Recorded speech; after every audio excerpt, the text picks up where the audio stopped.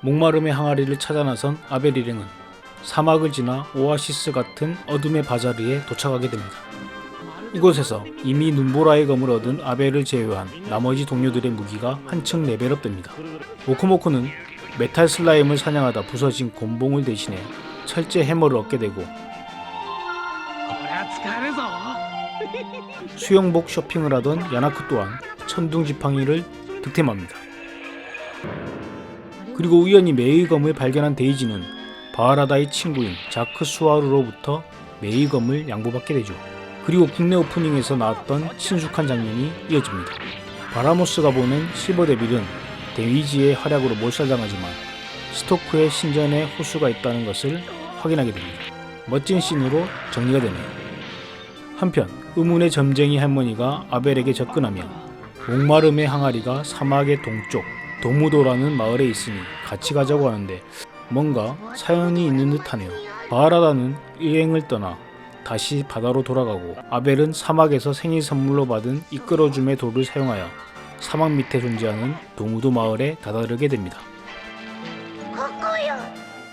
도무도 마을은 악마의 기사에게 파괴당한 상태였습니다. 몬스터들을 처리하자 마을을 파괴한 악마의 기사가 나타납니다. 이 악마의 기사는 갑옷기사 계열의 몬스터로 내부는 텅 비어있어 공격을 받아도 곧바로 호위미를 사용하며 금방 회복하는 성가신 상대였죠. 아벨의 눈보라의 검도 통하지 않는 미친 회복력. 하지만 야나크의 주문력 공세 주문인 마오톤으로 대결이 펼쳐지고, 박빙의 마법력 싸움 끝에 야나크가 승리하며 일행은 목마름의 항아리를 얻게 됩니다.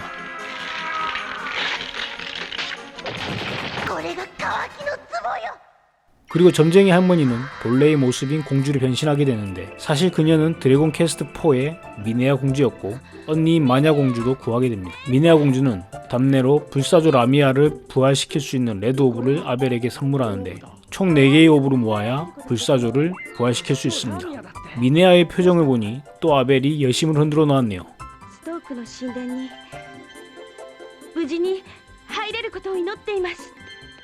가장 서글픈 데이지. 한편 바라모스의 가이브는 진실의 호수에 다다르게 되는데, 티알라는 그동안 준비해온 바람의 날개를 이용해 탈출하면서 무서운 괴력을 보여줍니다. 최강의 우환을 자랑하는 티알라, 도동가를 구하는 명장면이죠. 무거워진 무게로 인해 추락하던 티알라는 진실의 호수 속으로 빨려 들어갑니다. 그곳에서 얼굴 모양을 한 석상이 티알라의 붉은 구슬에 반응하며 용을 부활시키기 위한 여행의 셈으로 인도합니다. 깨끗한 물에 대한 약점을 가지고 있는 바라모스는 아벨이 용의 천칭을 가지고 나오는 것을 기다리기로 결정하게 되고, 아무것도 모르는 아벨 일행은 목마름의 항아리를 던져 진실의 호수 물을 흡수하고 드러난 신전으로 들어갑니다. 푸른 구슬과 또 반응하는 석상, 티알라와는 달리 용의 위치를 알려주는 용의 천칭을 받게 되는데, 아니나 다를까 절묘한 타이밍으로 공격하는 바라모스의 가이브, 그리고 치키도와의 운명적인 두 번째 대결이 펼쳐집니다. 폭발적인 힘을 보여주는 치키도, 또한 무아에게 간단히 용의 천칭을 빼앗길 뿐만 아니라 라리호마 주문으로 아벨을 제외한 동료들은 깊은 잠에 빠져들게 되죠. 적이지만 정말 멋진 양동작전입니다. 그동안 레벨업이 된 아벨, 혼자서도 잘 버티며 치키도의 칼도 날려버리지만 치키도의 피지컬은 대단했죠. 칼 없이 6탄전만으로도 아벨을 탈탈 털어버립니다.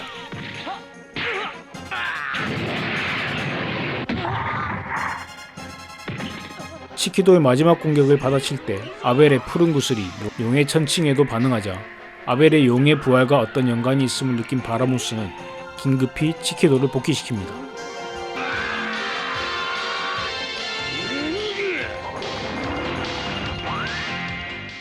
그 순간 모코모코의 홀인원 샷으로 목마름의 항아리를 가이브에 명중시키고, 다시 터져나오는 물의 대환장 파티 속에서 아벨 일행은 티알라를 뒤따라 붉은 구슬의 성물 향해 샘으로 뛰어듭니다. 한편 먼저 도착한 티알라는 레드카펫을 타고 붉은 신전으로 들어가게 되고, 그곳에서 소피아를 만나 붉은 구슬의 계승자로서 힘을 전수받게 됩니다.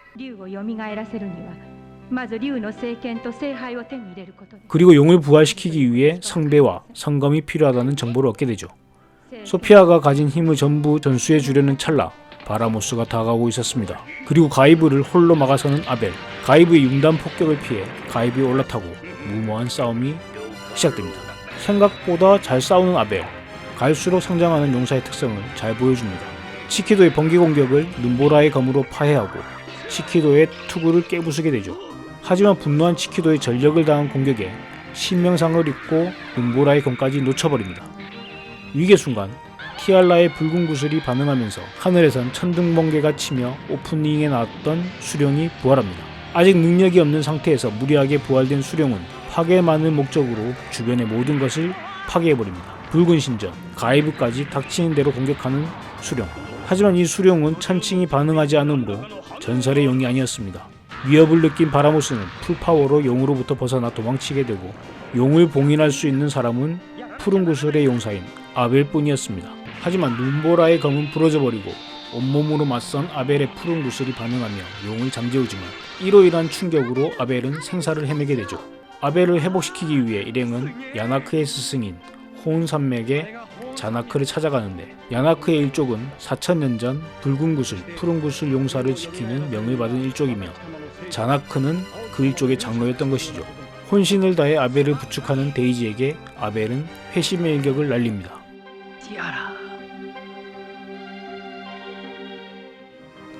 데이지 왜 이렇게 슬프냐. 우여곡절 끝에 자나크의 집에 모두 모인 아벨 일행 그리고 티알라. 아벨을 구할 수 있는 방법은 바람의 산에 있는 파데키아 나무의 잎을 마시게 하는 것뿐이었습니다. 수령을 부활시킨 죄책감에 빠져있는 티알라.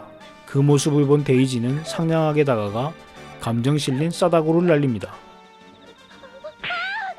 그리고 새롭게 2인 파티를 구성해 파데키아 나무잎을 구하러 바람의 산으로 향하게 되죠.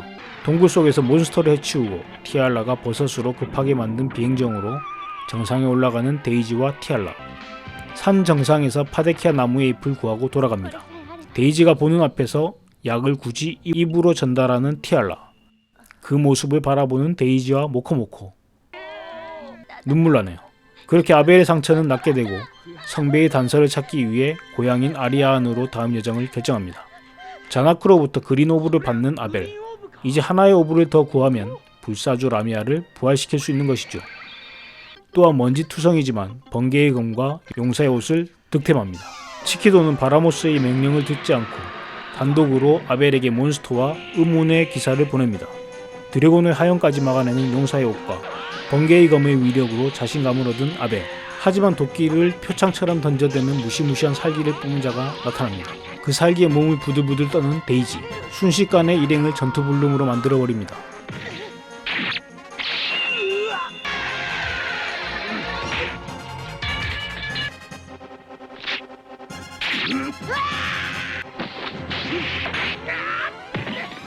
엄청난 살기를 뿜어대는 그는 몬스터가 아닌 인간이었습니다. 저주의 투구에 의해 지배당하고 있었던 것이죠. 아벨이라는 이름을 듣자 뭔가 망설임을 느끼는 의문의 기사. 위기의 순간 바시루라로 그를 순간이동시켜버리면서 일단 마무리가 됩니다. 야나크는 자나크에게 수행을 받기 위해 남게 되고 아벨 일행은 아리아안으로 향합니다. 한편 전세계를 지배할 준비를 하는 바라모스. 치키도가 보낸 전사의 이름은 오르테가라는 것을 확인할 수 있습니다. 이 부분에서 눈치채셨겠지만 그는 아벨의 아버지였죠. 독자적으로 아벨을 공격하고 실패함으로써 바라모스의 신임을 잃어가는 치키도. 그의 야망이 뭔가 큰일을 낼 것 같습니다. 고향인 아리아안에 도착한 일행은 장로인 요기의 집에서 고문서와 가이아의 단검을 발견합니다. 푸른 구슬의 신전에 성검이 있다는 이야기를 듣지만 그 장소는 아벨의 아버지인 오르테가가 알고 있을 거라고 하죠. 아벨이 어릴 적 오르테가는 푸른 구슬의 신전을 찾아 떠나게 되고 에스타크에 잠입한 후 생사를 알 수 없는 상황이었습니다. 치키도는 바라모스의 명을 거역하고 단독으로 오르테가와 함께 아벨을 향해 갑니다. 아벨과 오르테가, 운명의 부자 대결이 기다리고 있었습니다.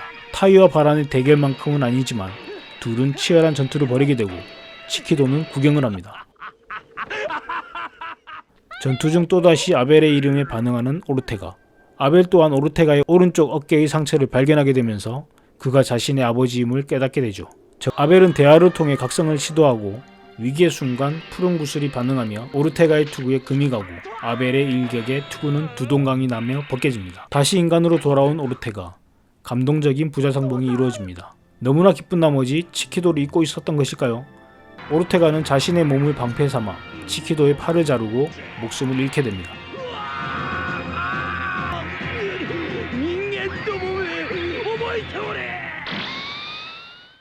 죽기 직전 아벨에게 푸른 구슬의 신전 위치를 알려주는데 그곳은 누구도 예상치 못한 천공에 떠들고 있었던 것이죠. 아버지와 만나자마자 다시 잃은 슬픔을 뒤로하고 용사 아벨은 자신의 사명을 감당하러 모험을 이어갑니다.